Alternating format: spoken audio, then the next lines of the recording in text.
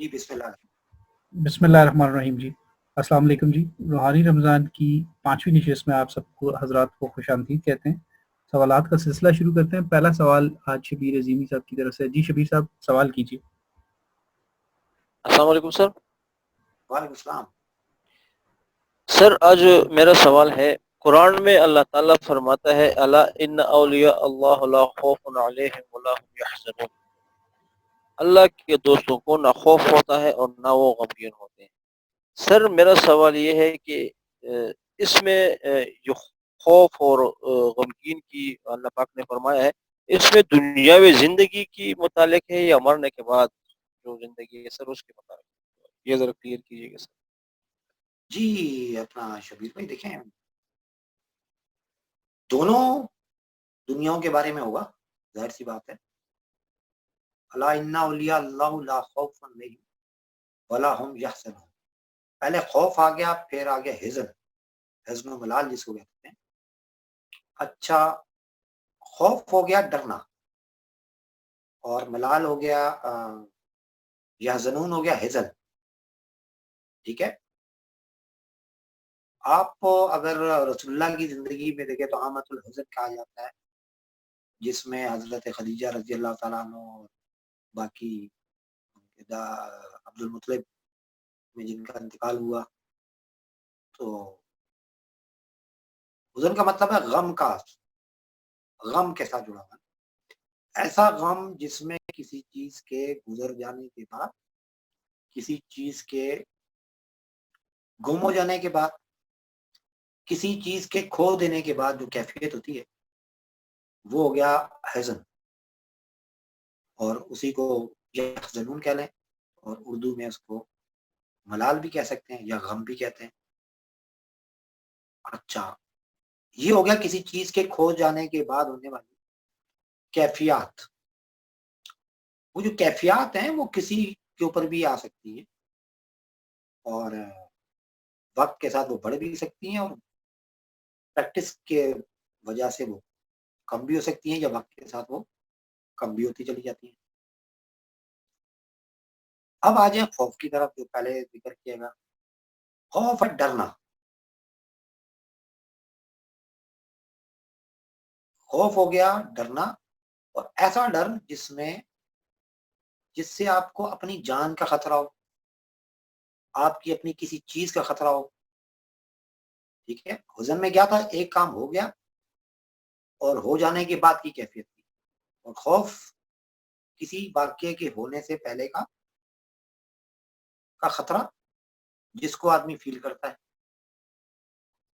تو اس اینگل سے دیکھیں تو آپ اس کو دونوں دنیاؤں کے لیے دیکھ سکتے ہیں۔ آج کی دنیا میں بیٹھ کے مستقبل قریب کا خوف ہونا کہ کہیں میں باہر نکلوں تو فلاں شخص مجھے زخمی نہ کر دے، جب جیسے پچھلے دنوں حالات تھے کہ بھائی کوئی بم دھماکہ نہ ہو جائے، یا بچوں کا خوف، یا نوکری کا خوف، ابھی ہوا نہیں ہے، ٹھیک ہے۔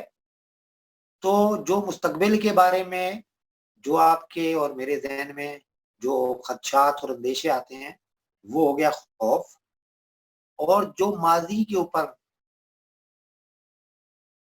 جو کیفیات ہیں وہ ہو گیا حزن یا غم، ٹھیک ہے۔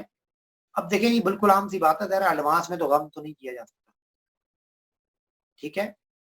تو ہاں، اب دوسری دنیاؤں کے حساب سے یہ ضرور ہو سکتا ہے کہ کچھ اعمال ایسے سرزد ہو جائیں جس کا اس کو غم ہو کہ اب میں اگلی دنیا میں کچھ بینیفٹس نہیں حاصل کر سکوں گا، کیونکہ وہ سری اللہ کے حکم کے خلاف ورزی تھی۔ اگر وہ کوئی ذہن میں آ جائے تو وہ غم ہے۔ اور خوف یہ ہے کہ آپ کو یہ خوف ہو کہ کہیں میں گناہگار نہ ہو جاؤں، کہیں میں ایسا نہ ہو کہ مجھ سے ایسا کچھ ہو جائے کہ میں جنت میں ہی نہ جا سکوں، ٹھیک ہے۔ یہ ہو گیا اگلے جانوں کے لیے۔ پچھلے جانوں کے لیے یا اس دنیا کے لیے کیا ہے کہ آپ اپنے مستقبل قریب سے کے بارے میں اندیشے ہوں، ٹھیک ہے۔ تو میرا خیال میں تو اس میں اس طرح کی کیفیات کو ذکر کیا گیا ہے، اللہ نے کہا کہ جو میرے دوست ہوتے ہیں چونکہ وہ جانتے ہیں کہ سب کچھ اللہ کی طرف سے ہے تو وہ نہ وہ غم خوف میں آتے ہیں کہ ان کو اندیشہ نہیں ہوتا کیونکہ وہ جانتے ہیں کہ ماضی میں بھی اللہ نے کبھی ان کو پیچھے چھوڑا نہیں اور نہ وہ غمگین ہوتے ہیں. اس کا مطلب ہے کہ مستقبل میں بھی ان کو وہ اللہ میاں ان کا ساتھ نہیں چھوڑے گا جو اللہ کے دوست ہیں. ٹھیک ہے, تو سابقہ پریکٹس سے اللہ کے دوستوں کو پتا ہوتا ہے کہ ماضی میں بھی اللہ نے میرا ساتھ دیا ہے, انشاءاللہ آگے بھی میرا ساتھ دے گا.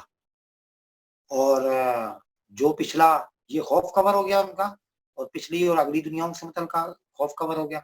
اب اگلی دنیا اور پچھلی دنیا کا غم کیا ہوا کہ جو کچھ ہوا وہ اللہ کی مہربانی سے تھا یا اللہ کی طرف سے تھا, میں اس پہ راضی ہوں. اور جو آگے بھی ہوگا چونکہ اولیاء اللہ نیوٹرل ذہن کے ہوتے ہیں تو وہ اس پہ بھی راضی ہوتے ہیں کہ جو بھی ہوگا وہ بھی اللہ کی چاہت اور اللہ کی مرضی سے ہوگا. تو میرے خیال میں اس آیت میں اس طرف کچھ اشارے دیے گئے ہیں, یہ میرا فہم ہے. جی بہت شکریہ سر, بہت شکریہ. بہت شکریہ سر. اگلا سوال ہم لیتے ہیں جی. ہمارے پاس اگلا سوال جو ہمیں جس کے لیے نمبر لکھوایا ہے وہ ہے ریاض صاحب ہیں, ریاض الرحمان صاحب. جی ریاض صاحب سوال کیجیے. السلام علیکم سر. جی وعلیکم السلام. سر میرا سوال ہے سورہ بقرہ کی آیت نمبر 269 ہے, اس کے بارے میں ایک سوال ہے. ترجمہ اس کا یہ ہے, وہی تو ہے جس نے آپ پر کتاب نازل کی, اس میں پختہ آیتیں ہیں, وہ کتاب کی اصل ہیں, اور دوسری متشابہ کئی معنی دینے والی. بس جن لوگوں کے دلوں میں کجی ہے سو وہ اس سے متشابہات کی پیروی کرتے ہیں فساد اور گمراہی کی غرض سے. سر یہ جو متشابہات کا یہاں پہ بیان ہو رہا ہے یہ کون سی کتابوں کا ذکر آ رہا ہے اس میں؟ نہیں, میرے خیال میں کتابوں کا ذکر نہیں آ رہا, آیات کا ذکر آ رہا. آیات متشابہات, ایک ہو گئی محکمات. جی ٹھیک ہے, آیات محکمات, آپ کا سوال یہی ہے نا؟ جب محکمات اور متشابہات کتاب تو کچھ بھی نہیں ہے, اس میں آیات کا ذکر. اچھا, اس کو اب اگر آپ کتاب کا بھی اگر آپ کے ذہن میں اب کچھ آئی گیا تو کتاب سے بھی اگر اس کو جوڑیں کسی تو یہ دیکھیں نا, ہم لوگ کیا ہم کہتے ہیں نا کہ پہلے بائبل اتری, اس سے پہلے یہودیوں پہ کوئی کتاب اتری, جی جبکہ اللہ نے قرآن میں ایک اشارہ دیا ہوا وہ ہے کتاب. تو اس کا مطلب ہے کہ کتاب کچھ ایسی مشترکہ چیز تھی جس کی کنٹینیوٹی تھی. عیسیٰ علیہ السلام کے پاس جو انجیل آئی وہ موسیٰ علیہ السلام کی پوری کتاب, اور اس کے آگے اس دور کے مطابقت کے مطابق وہ انجیل آ گئی. اور اسی طریقے سے آپ مزید آگے آ جائیں تو قرآن پاک میں پوری کتابیں پچھلی داؤد علیہ السلام والی, موسیٰ علیہ السلام والی اور عیسیٰ علیہ السلام والی, اور جمع جو اس وقت کے موجودہ حالات کے مطابق جو کنٹینیوٹی تھی تو وہ چیز آئی. ٹھیک ہے, تو اب لوگ اس میں تشبیہ دیتے ہیں ان کتابوں کی طرف کہ جی وہ الگ سے آئی, اور وہ دیکھیں گے اگر آپ ان دونوں تینوں چاروں کتابوں کو دیکھیں تو 180 ڈگری پہ جا رہی ہے. ایک کتاب کی باتیں دوسری باتوں کو کراس کر رہی ہیں کچھ باتوں کے علاوہ. ٹھیک ہے, تو وہ اللہ نے اس کی طرف اشارہ کیا کہ ان باتوں کی طرف جو ایک دوسرے سے بالکل 180 ڈگری کراس کر رہی ہیں تو لوگ ان کی طرف زیادہ رجحان کرتے ہیں. ایک یہ ہو گیا. تو قرآن میں تو اس کو آیات متشابہات کہا گیا. قرآن میں تو متشابہ آیات ہیں. عموماً قرآن کی جو ورسز ہیں وہ محکمات کا مطلب ایک تو احکامات ہے, یا جس کو ہم ٹھوس بھی کہہ سکتے ہیں محکم آیات. ٹھیک ہے, جس میں کوئی رد و بدل تبدیلی نہیں ہونے والی. اس کے ایکسپلینیشن میں مزید متشابہات آئیں, یا اللہ نے انہی باتوں کو دوبارہ سے ریپیٹ کیا ان کی وضاحت میں, یا سیم اسی طریقے سے بار بار ریپیٹ کیا, وہ سب متشابہات. ٹھیک ہے, اس کی بہت ساری مثالیں ہیں, وہ بڑا لمبا موضوع بن جائے گا, لیکن یہ ہے کہ اگر اس کو کتابوں کی طرف لے کر جائیں تو پھر بھی وہ آیات ہی ہیں, اور صرف آیات کی طرف جائیں تو یہ میں نے اس طریقے سے بتا دیا آپ کو. متشابہات جس میں شباہت پائی جائے نمبر 1, اور مشتبہ والی مشابہات ہے یہ ٹھیک ہے, تو یہ دونوں کو بھی اگر ملا تو پھر بھی بات ہمارا مقصد پورا ہوگا. ٹھیک ہے, کہ مطلب ملتی جلتی آیات یا ملتی جلتی چیزیں جو کمزور ہیں یا کمزور نہیں بھی ہیں, تو متشابہات کی طرف زیادہ جاتا ہے بندہ محکمات کو چھوڑ کر. زیادہ ٹھوس ہیں, زیادہ واضح ہیں, ان کو چھوڑ کر لوگ کمزور چیزیں ڈھونڈ کر ان کو سامنے لانے کی کوشش کرتے ہیں. یہ اس طرح اشارہ. ٹھیک ہے سر, صحیح.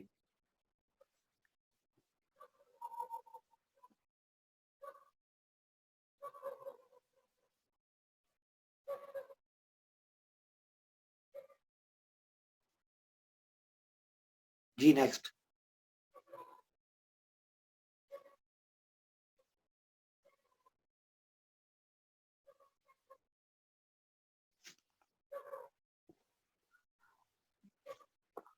اگلا سوال لے لیتے ہیں قاضی صاحب سے. قاضی عتیق صاحب, آپ اگلا سوال پوچھیں. السلام علیکم سر. وعلیکم السلام. سر میرا سوال یہ ہے کہ سورہ مدثر کی ایک آیت کا ترجمہ ہے کہ آپ کے رب کے لشکروں کو اس کے سوا کوئی نہیں جانتا. تو سر یہ اللہ کے یہ لشکر کیا ہیں, ان پہ ذرا سا روشنی ڈال دیں. دوبارہ تھوڑا سا بولیں گے, آپ کی آواز کچھ واضح نہیں تھی. سر سورہ مدثر کی آیت کا ترجمہ ہے, اور آپ کے رب کے لشکروں کو اس کے سوا کوئی نہیں جانتا. تو سر یہاں پہ لشکر کیا ہے, اس پہ ذرا سی روشنی ڈال دیں. جی دیکھیں, میں نے بہت ابتدائی ریکارڈنگز میں نے یہ عرض کی تھی کہ اللہ کے ہتھیاروں کے طور پہ بہت ساری چیزیں اللہ استعمال کرتے ہیں نا. اللہ کا نظام جو ہے وہ اللہ کے ہتھیار ہیں, اور اس کے بعد بہت سارے ہتھیار ہیں. میں نے آپ کو اشارہ یہ دیا تھا کہ ایون جو آس پاس ہمارے جو جانور بھی گھوم رہے ہیں, یہ بھی اللہ کے ہتھیاروں میں سے ہتھیار ہیں, اللہ کے لشکروں میں سے لشکر ہیں, اللہ کے آلات میں سے آلات ہیں جو ہماری مدد کرتے ہیں. مثلا چونٹی ہو گئی, اگر چونٹی نہ ہو تو آپ کا جو ذرات آپ کے گر رہے ہیں نا کھانے پینے کے اور باقی, تو اس میں کیڑے پڑ کے پوری دنیا کیڑوں سے بھر جائے, تو اس سے پہلے کہ کیڑا پڑے وہ چونٹی اس کو اٹھا لیتی ہے. تو یہ اللہ کے لشکر. اللہ چاہے تو انہی چونٹیوں کو استعمال کر کے تہس نہس کر دیتا ہے. ایسے ہی طاعون جب پھیلتا ہے اس کا اللہ میں کہ یہ اتنے ٹھوس قسم کے ہتھیار ہیں, شروع سے رہے ہیں اور آج تک ہیں, تو اس میں کچھ بھی نہیں کر سکتا. اللہ میں چھوٹا سا ایک اس کے اوپر چھوٹا سا بالکل ننھا سا پسو, وہ ایک دم سے اگر اللہ میاں اس کو لشکر کے طور پہ استعمال کرتا ہے تو وہ پوری دنیا میں طاعون پھیلا کے سب سے زیادہ اموات پیدا کر دیتا ہے. کسی بھی جنگ سے زیادہ اموات ان طاعونوں سے ہوئی. ایسے ہی جو اللہ کا جو لشکر ہے, ان لشکروں میں آپ دیکھیں بارش, پانی. ٹھیک ہے, ہم دیکھتے ہیں, ہم جانتے ہیں تاریخ کے اندر بہت سارے بڑے بڑے شہر تھے. الحمرا اندلس کے پاس جو تھا, وہ کہاں پر ہے؟ وہ پانی کے اندر ہے. ٹھیک ہے, الحمرا جو محل تھا اندلس کا, وہ بڑا مشہور تھا اپنے وقت کا. تو عموماً آپ دیکھیں گے بڑے بڑے شہر جو ہیں وہ غیر محسوسانہ طور پہ سمندر کے آس پاس اللہ میاں بنوا دیتا ہے. ضروری نہیں کہ سارے ہی, اور سب سے زیادہ گڑبڑیں انہی طرف ہو رہی ہوتی, انہی سمندروں کے قریب کے علاقوں میں. رفتہ رفتہ پتہ بھی نہیں چلتا, تھوڑا تھوڑا کر کے فٹوں کے حساب سے یا میٹرز کے حساب سے سمندر آگے آ کے ان کو ڈبونا شروع کر دیتا ہے. تو ہم یہ کہیں گے کہ اللہ کے لشکروں میں سے ایک لشکر پانی ہو گیا. اللہ چاہے تو اوپر سے برسا دے, اس کو اتنا برسا دیتا ہے کہ طوفان پیدا ہو جاتا ہے. ٹھیک ہے, اللہ چاہے تو زمین کے اندر سے پھوٹ پڑے پانی. ٹھیک ہے, تو اسی طرح سورج کی جو حرارت ہے اس کی کمی بیشی بھی اللہ کے لشکروں میں سے آئے گی, کہ جب اللہ چاہے ان کو استعمال کر کے اپنا ارادے کو پورا کر سکتے ہیں. اسی طریقے سے آپ مزید آگے جائیں, یہ پرندے ہیں, اللہ چاہے تو ان کے ذریعے ابابیل والا کام کرتا ہے. اور طیر و نبابیل ابرہا کا جو واقعہ ہوا, वाज़ेह है ना। देखें अल्लाह की जब मदद आई तो कैसे आई? अब्दुल मुत्तलिब ने कहा मेरे 100 ऊँट दो और मैं अपने अब्राह ने कहा कि तुम्हें अपने ऊँटों की पड़ी, तुम्हें अपने खुदा की गद्दी पे करनी। उसने कहा जिसका घर है वो उसकी हिफाजत कर लेगा। ठीक है? तो वो अपने 100 ऊँट लेके चल दिए पहाड़ों की ओट में, कहते हैं वो बैठ के इंतज़ार कर रहे थे। उनका यकीन इतना ज़्यादा था, उनको पता था ऐसा होगा और फिर ऐसा हुआ। वो पूरा अलम तरा कैफ़ फ़अल रब्बुका बिअस्हाबिल फ़ील अलम यजअल कैदहुम फ़ी तज़लील, पूरी सूरह। ठीक है? आखिर में फ़कअस्फ़िम माअकूल, और ऐसा कर दिया जैसे खाया हुआ भुस। तो जो उनकी जो परवाज़ का तरीक़ाकार है, उनके से जो पत्थर कंकरियाँ कहते हैं निकली और वो जाके इन्होंने जब बदन से टकराई, तो बिल्कुल ऐसा नक्शा पेश हो रहा है जैसे मेराज तैयारों का या F-16 के हमलों का नक्शा पेश हो रहा है। और उनके हाथ की जो कंकरियाँ हैं वो बिल्कुल ऐसा लग रहा है कि मिसाइल से बॉम्ब से जो उन पे बरसाए गए। ज़ाहिर है वो अल्लाह की तरफ से आए, तो फिर वो अल्लाह का लश्कर हुआ। कहने को वो अबाबील थे। ठीक है? तैरन अबाबील कहा जब इसका मतलब है परिंदा, वो भी अबाबील या अबाबील की शक्ल का। आज के भी सबसे बेस्ट जंगी तैयारे जितने भी हैं, उनकी जो आप शक्ल देख लें, उनका साइज़ देख लें, एवरेज के हिसाब से, परसेंटेज के हिसाब से, वो अबाबील के उसके ऊपर पूरा उतरता है, इसलिए वो परफेक्ट है। और बिल्कुल वही टेक्नीक है कि उनके पंजों में से मुराद था निचले धड़ों के नीचे जो जहाँ बम लगाए उन्होंने, बिल्कुल वही एंगल थे, वहीं से सारा कंट्रोल किया जा सकता था। तो ये भी अल्लाह के लश्करों में से हो गया। ऐसे ही आपके जो जानवर हैं जिनको आप खाते-पीते हैं, अल्लाह ने इनको लश्कर के तौर पे इस्तेमाल कर लेता है। गाय, भैंस, बकरी, ये सब कुछ इस्तेमाल कर सकता है। ठीक है? तो लेकिन एक बात ये ज़हन में रखिएगा, अमूमन ये वो चीज़ें जिन पे कभी भी इंसान की गिरफ्त नहीं गई, वो चीज़ें अल्लाह के लश्कर हैं। ये शुरू से हैं और आखिर तक रहेंगी। ये बड़े गैर महसूसाना तौर पे ये रिएक्ट करने की सलाहियत रखती है। बिल्कुल बंदा उसकी तरफ उसका ज़हन नहीं जाता। ठीक है? तो ये अल्लाह के लश्करों में से ये है। बाकी ज़रा फरिश्ते भी हैं। ठीक है? अल्लाह के लश्कर जब आए बदर के मौके पे रसूलुल्लाह की मदद को, उसको भी देख लें आप। एक मौके पे ये भी कहा हुआ है कि वो जो तीर चलाए तो वो आपने नहीं चलाए, वो हमने चलाए, ये हमारे फरिश्तों ने चलाए। तो वो अनदेखे हो गए और ये देखे हो गए। ठीक है? अच्छा, अब आ जाए ज़मीन खुद, अल्लाह का लश्कर। जब वो लश्कर अगर तबाही और फनाई के लिए इस्तेमाल होता है, यही ज़मीन देख लें आप, लावे उगलना शुरू कर देती है या ज़लज़ले ले आती है। तो बगैर कुछ किए आप कुछ कर ही नहीं सकते कि आप बेबस और बेकस होके अपने आप को तबाह होता हुआ देखते हैं। ये अल्लाह के सब लश्कर हैं। जी, नेक्स्ट।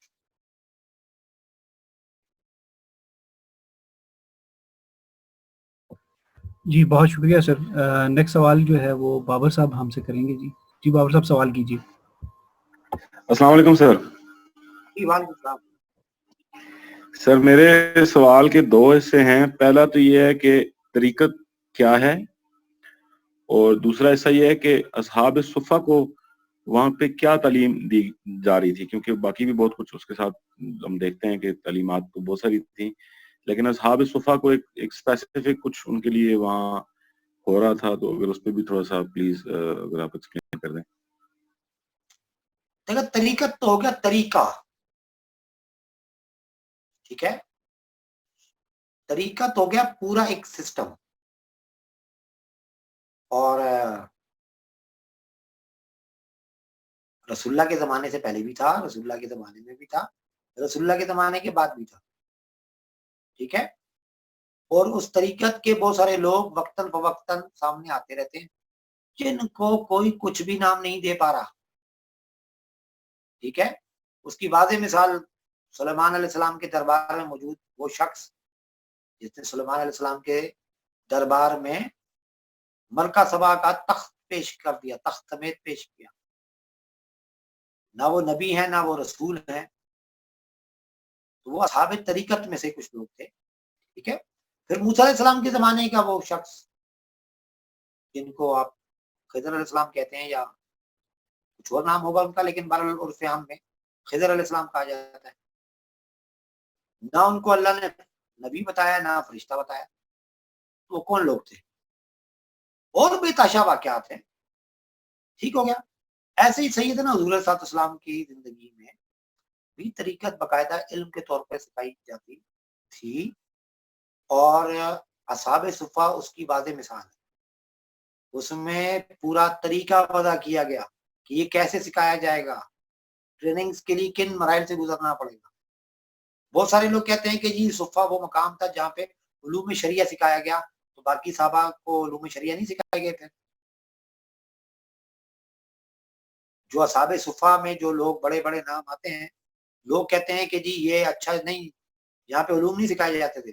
یہ ایک چبوترا تھا جس میں مسکین اور موالی قسم کے لوگ پڑے رہتے تھے, غریب غربا جو تارکین وطن تھے. یہ تاثر دینے کی کوشش کی جا رہی ہے جس کا کوئی نشانی نہیں مل رہی, اور یہ بڑی ایک بے بنیاد سی بات لگتی ہے نا.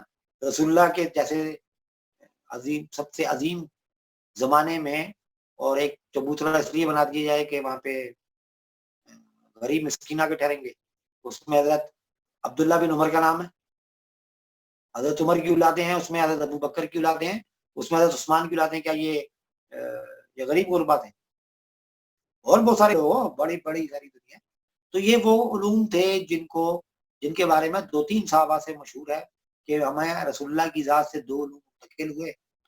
ایک وہ جو ہم نے بیان کر دیے, اور ایک وہ اگر ہم بیان کر دیں تو خطرہ ہے کہ آپ لوگ ہماری گردن مار دیں گے. کون سے علوم تھے؟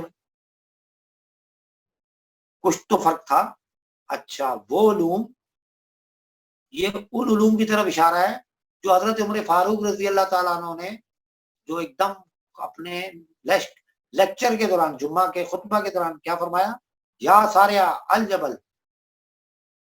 سارے نے وہاں پہ سنا اور پہاڑ کی اوٹ میں ہو گیا. ارے بھائی وہ کوئی علم تھا نا. اگر خالی حضرت عمر رضی اللہ تعالیٰ عنہ کی طرف سے ہو رہا ہو تو ہم کہتے ہیں کہ اتنے جلیل القدر صحابی تھے اور اتنے قریب تھے, تو ان کے اندر اللہ نے یہ بس پیدا کر دیا. تو بھائی وہاں پہ سارے علیہ السلام بھی سن رہے ہیں, سارے رضی اللہ تعالیٰ عنہ بھی سن رہے ہیں. یہ بھی ذہن میں رکھے. اس کا مطلب یہ 2 طرفہ تھا, ان کو کوئی اچنبا نہیں ہوا کہ یہ کیا ہو گیا, تو وہیں ہالٹ نہیں ہو گیا. وہ انہوں نے اس کے اوپر فوراً رسپانس دیا. ان کو پتا تھا کہ یہ امیر المومنین کی آواز ہے, اور انہوں نے پہاڑ کی اوٹ لی. نمبر 1 حضرت ابو بکر صدیق رضی اللہ تعالیٰ عنہ کے 2-3 واقعات مشہور ہیں, لیکن بہرحال ایک واقعے میں انہوں نے اشارہ دیا اپنی کچھ اور وراثت کے قوانین میں کہ بھائی ایک حصہ جو ہے فلاں کو فالتو دیا جائے گا کیونکہ اس کے پیٹ میں لڑکا دیکھ رہا ہوں. وہ اس کے اوپر جرا کی جا سکتی ہے وہ کس کے بارے میں تھا اور کیسے تھا. اس کا مطلب یہ کیا یہ علوم نہیں تھے, یا اس کو ہم کہہ لیتے یہی شرعی علوم میں یہ بھی شامل تھے, یوں کر لیتے چلیں. شرعی علوم کے باطنی علوم جو ہیں, باطنی جو اس کے ماخذ ہیں, اس کو طریقت کہہ لیتے ہیں. لیکن وہ علوم تو تھے نا, وہ اب کہاں گئے؟ ٹھیک ہے. تو اصحاب صفہ پراپر ایک منظم طریقے سے جو مخصوص علوم حاصل کرتے تھے سیدنا حضور علیہ السلام سے, اس کو طریقت کہا گیا. اور پھر یہ لوگ پوری دنیا میں پھیلے. آپ کو جگہ جگہ ہر کانٹیننٹ کے کیا ہر ملک میں صحابہ کرام یا دین پہنچا ہوا ملتا ہے آپ کو. سب کو آپ تلوار کے ذریعے پھیلانے پہ تلے, ٹھیک ہے, ہسٹری میں دیکھ رہے ہیں سب جگہ تلوار نہیں پہنچی, لیکن صحابی پہنچ گئے. یہ وہ صحابہ تھے جو طریقت دے کے پہنچے تھے. کہیں پہ 10 مسلمان ہوئے, کہیں پہ 1 مسلمان ہوا, سالوں لگے, لیکن جب انہوں نے اسلام قبول کیا تو وہ آج تک وہ قائم ہے. پھر ٹھیک ہے. اب انڈیا کے اندر انڈو پاک جہاں پہ ہم رہ رہے ہیں, بابا رتن کا نام نہیں سنا ہوا کیا؟ وہ تو پہلے تھے, صحابی تھے. وہ تو انڈیا سے گئے تھے, رسول اللہ کے ہاتھ میں انہوں نے بیعت کی تھی اور وہ واپس آئے تھے. بڑا مشہور واقعہ ان کا یہ کہ جب وہ بچپن میں وہاں سے گزرے تھے, نبی کریم صلی اللہ علیہ وسلم کو بہت اس ٹائم کم عمر تھے, تو وہ کہیں بکریاں چرا رہے تھے یا جو بھی واقعہ تھا, تو بابا رتن وہاں سے گزرے تھے, تو سامنے ایک جوہر تھا. رسول اللہ صلی اللہ علیہ وسلم وہاں سے گزرنا چاہ رہے تھے, پانی کے اس تالاب کو کراس کرنا چاہ رہے تھے, تو بابا رتن نے اپنے کندھوں پہ بٹھا کر ان کو تالاب پار کروایا تھا. تو رسول اللہ نے اس ٹائم لمبی عمر کی دعا کی تھی ان کے لیے. نمبر 1. नंबर 2, जब बाबा रतन ने यहाँ इंडिया में लेटे हुए शक्ल कमर का वाकया देखा तो उसकी तहकीक की तो पता लगा कि अरब में किसी ने दावा नबूवत किया, ये उन्होंने ये किया। तो बाबा रतन जो है वो व्यापारी थे मसालों के जमाने में, तो वो अरब से वाकिफ थे, वो जाते रहते थे। जब वो दोबारा गए तो उसी तलाब वाली जगह के पास रसूलुल्लाह गुजर रहे थे, वहीं बैठ गए साहबा को लेकर, और वहां पे उन्होंने पहली नजर में ही पहचान लिया और उनको याद करवाया कि मैं ही वो नबी हूँ, नंबर 1, और नंबर 2 कि आपने मुझे पहचाना, मैं वो बच्चा हूँ जिसको आपने अपने कंधों पे तालाब पार करवाया था, उसके बदले में आपको ये अल्लाह ने ये नाम दिया कि आप मेरे हाथ पे मुसलमान हो गए। जबकि तारीख तो कह रही है कि मोहम्मद बिन कासिम इस्लाम लेकर आया 712 हिजरी। कि किसको मानेंगे? बाबा रतन का तो मजार मौजूद है, वो तो बाबा रतन के नाम से मशहूर है, रतन उनका नाम था और वो साहबी थे। ठीक है, तो अगर ये बात गुजलक में डाल के और अपने जहन में एक चीज प्रोड्यूस कर लिए, चूंकि उस पर अड़ जाए कि जी नहीं जी बस खाली शरई उलूम, तो शरई उलूम में भी आगे नहीं जाना, शरई उलूम में भी खाली नमाज रोजा और वुजू के मसाइल, तो उसमें भाई रसूल जैसी शख्सियत को 60 साल लगते हैं जी, उनको 63 साल की जिंदगी की जरूरत पड़ती है। वो तस्किया क्या चीज है फिर? तो ये चीज है। तो उसमें जो रिटर्न में जो कुछ चीजें आम पब्लिक के लिए थी, हर खास आम के लिए, ये सब के लिए जनरल लॉ बन गया, वो शरिया कहलाई। और जो मखसूस था बिल्कुल ऐसे जैसे आजकल के दौर में भी वकीलों के अपने कवानीन है और जजों के अपने, कोई किसी को मना नहीं कर सकता, आम लोगों को मिलने नहीं दिया जाता। हमारे साथ भी एक जज साहब है, लेकिन आज पता नहीं है, नहीं वो इस बात की तायीद करेंगे, लेकिन जजों के लिए कुछ कवानीन हो सकते हैं, वहां पब्लिक से नहीं मिल सकते। आप समझ रहे? तो अब वो मखसूस हो गए, उनकी मखसूस ट्रेनिंग होगी, मखसूस तरबियत होगी। ऐसे डॉक्टर्स हैं, ऐसे इंजीनियर्स हैं भाई, इसी तरीके से असहाबे तरीकत थे जो खवास में से खवास नहीं थे, वो मखसूस थे, वो तरीकत के लोगों के लिए मुंतखब किए गए, उसके लिए जो भी तरीका अख्तियार किया गया। ये रिकॉर्ड में क्यों नहीं मौजूद? आपके रिकॉर्ड में मौजूद नहीं है, या उन लोगों के रिकॉर्ड में मौजूद नहीं है जिनका ये मौजू नहीं है, और जिनका ये मौजू उनके रिकॉर्ड में सब कुछ मौजूद है। ठीक है, तो ये मेरा जवाब है तरीकत और शरीयत के हवाले से। ये आज तक का मेरा फहम जो है वो जनरल मैंने आपके सामने जी। सर ये फिर वही मतलब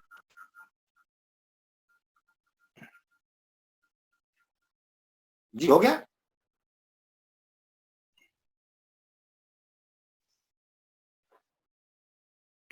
सर मैंने कहा कि ये वयुमिनून बिल गैब, फिर इसका मतलब है इसी तरफ ही इशारा है, इन्हीं उलूम की तरफ। जी जी बिल्कुल, युमिनून बिल गैब का भी एक मतलब ये भी आएगा, यस बिल्कुल आएगा। ये जरूरी नहीं है, ये ईमान का हिस्सा नहीं है, ये ध्यान में रखिए। ये आप ईमान है, ज़ौक़ का नाम है ना, आपका अगर ज़ौक़ है तो आप मजीद उलूम में आगे जाते हैं तो एक अलग बात है, लेकिन उसका पहला सतह ये है कि आप गैब में मौजूद सारी चीजों को पहले माने तो सही। आप मान ही नहीं रहे, आपने तय कर लिया कि नहीं जी ऐसा हो ही नहीं सकता, तो फिर यकीन कब लाएंगे? फिर ईमान कब बनेगा वो आपका?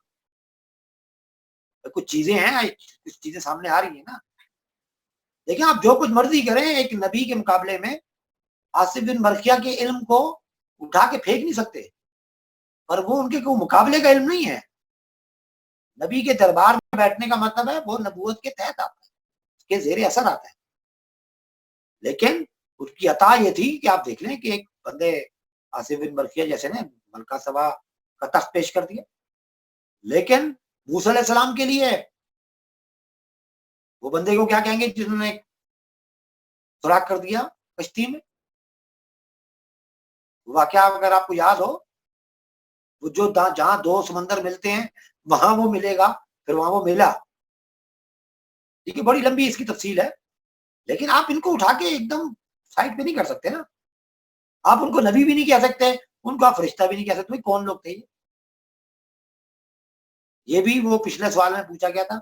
अल्लाह के लश्करों में तो ये भी बिल्कुल अल्लाह के लश्करों में से ये भी शामिल है। ठीक है, युमिनूना बिल गैब में बिल्कुल जो युमिनूना बिल गैब की तरबियत लेता है तो बिल्कुल वो उसके तरीके अलग से भी है। मजीद अगर कोई तरीका अपने ذوق का इजहार करे तो जरूरी नहीं। जी thank you sir. Ji welcome. बहुत शुक्रिया बाबर साहब आपके सवाल का। सर आज की रूहानी रमज़ान की 5वीं नशिस्त का यहाँ इख्तिताम करते हैं। इंशाल्लाह नेक्स्ट नशिस्त में सर आपसे मज़ीद सवाल फिर करेंगे। बहुत शुक्रिया सर आपके वक्त का। Thank you. अस्सलाम वालेकुम।